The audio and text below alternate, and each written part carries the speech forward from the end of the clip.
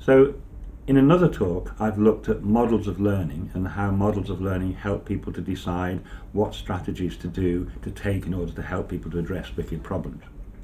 In this talk, I'm going to look at different ideas about learning from a different perspective. People talk about formal education, informal education, formal learning, non-formal learning.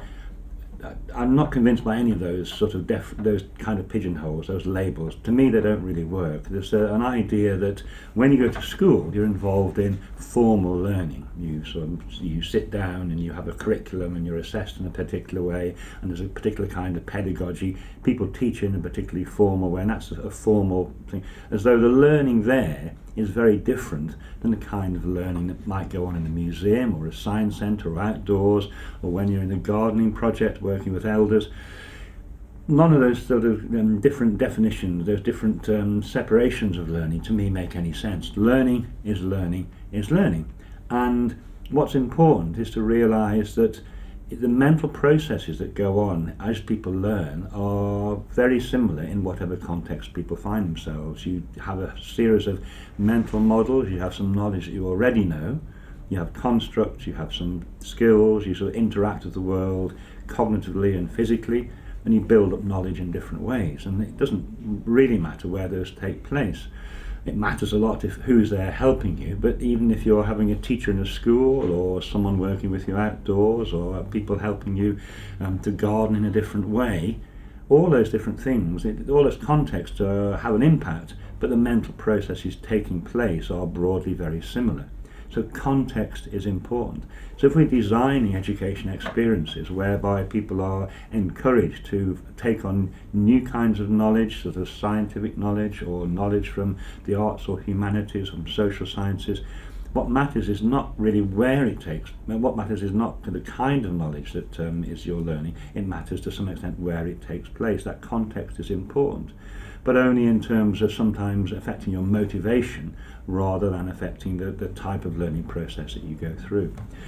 So what do we know about learning in formal and non-formal contexts? If that kind of learning is the same, what do we know that works? Well, what we do know, I think, is that the learning in an out-of-school context can enrich and develop the learning that people have in school. A lot of learning that goes on takes place in school. So if you take people outdoors, you don't necessarily challenge that learning, but you can extend it and develop it and strengthen it. So kids know that a blue whale is enormous.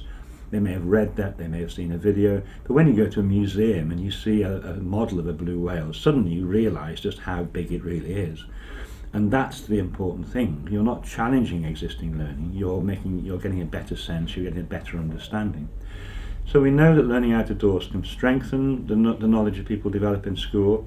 We also know that if residential experience where you take people outdoors, you challenge them physically, you help them to learn in a sort of social situation, again, all those experiences can be really meaningful, and although they may only be quite short-lived, there may be 1 or 2 days out of someone's entire academic year, those experiences can be hugely important. So context is important, not in terms of giving people new knowledge necessarily, it's also very important in giving people new ways to think about their existing situations.